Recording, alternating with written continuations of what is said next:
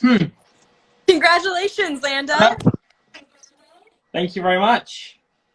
What a way to kick off your first start for the NTT IndyCar Series.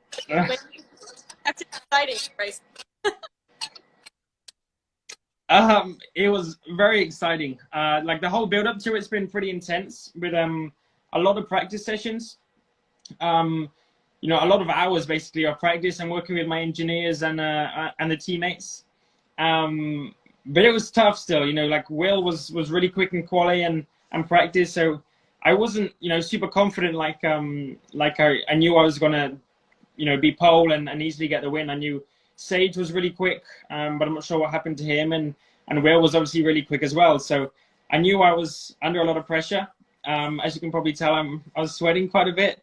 But yeah, apart from the little mistake I made in the middle with the spin, the rest of it was really good fun, and it was tough. But yeah, with the strategy and some good laps and some good overtaking, we managed to get back to the win. So I'm really happy.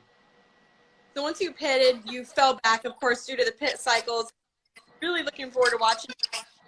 And when you spun, I think everyone, oh, well, in that. Yeah, obviously we want a different strategy compared to most of the grid, basically.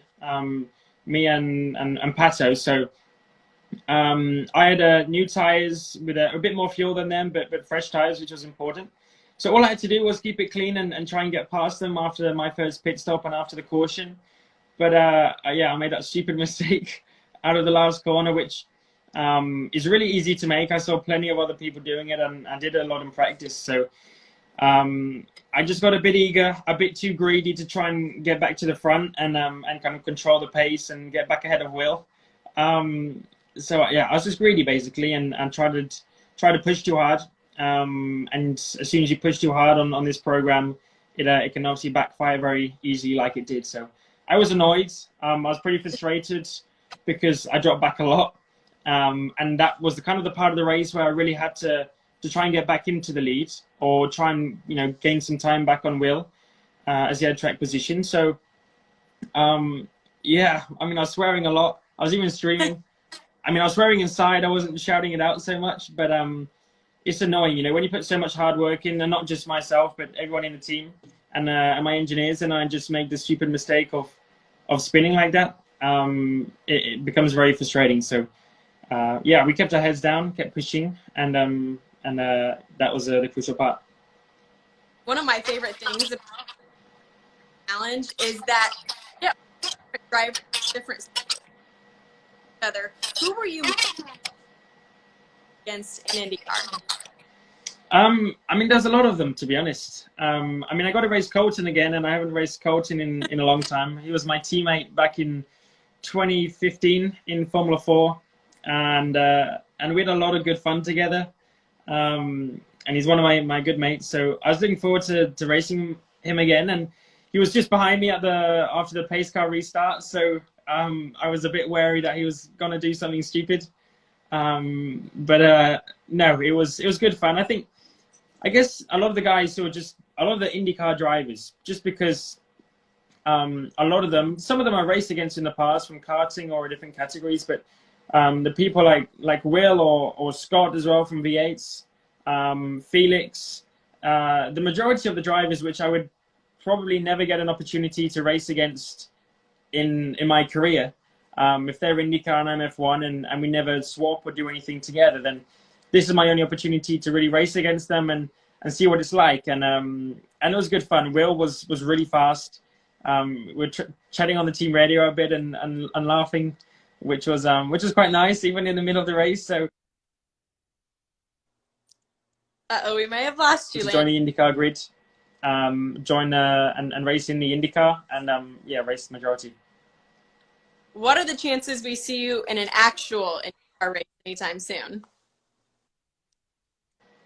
That's I don't know. I think most importantly, I guess, is we want to be getting back to racing, all of us, not just F1 or not just IndyCar, but everyone. We want to be getting back in the car and racing again. So when that does happen, which I'm hoping will be soon, and everyone's hoping will be soon, then yeah, I guess I got to focus on my job and my career first, and hopefully eventually I'll get the opportunity to drive an IndyCar. I've driven a few different cars, you know, kind of through growing up and getting into Formula One, and doing Daytona 24 Hour in the LMP2, and I would love to explore more variety. Not now. I think now I've got my focus on Formula One, but at some point in the future, whether it be the Indy 500 or just a one-off race or something, I would love the opportunity to come over to America and have a go. So, yeah, that's something to think about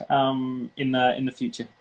We'd love to see you in a live IndyCar race as well. Final question. Next week, we just found out that the iRacing IndyCar Challenge is headed to the Indianapolis Motor Speedway, and you qualify to race. Are we going to see you there? Yeah. Is it it's not the oval though, right? Or is the oval a road course? It's the oval. It's the oval? All right. I mean, I would try to, 100%. I've been doing a bit of oval racing on iRacing, actually, in the IndyCar. And it's really good fun. So I've not done any big competitions, and I'm sure the road course side of stuff is in some ways easier and more what I'm used to, because I never really drive ovals, but a lot of the IndyCar drivers do drive ovals quite regularly, and they're gonna know a lot of tricks that I don't know. So it's gonna be a bit kind of vice versa. But yeah, I need to speak with the team, with Aaron McLaren and SP. So I hope so, and I'd hope to be able to get the opportunity. Awesome. Congratulations. We hope to see you at IMS next week. Have a great week, Lando. Thanks for joining us. Thank you very much. Cheers.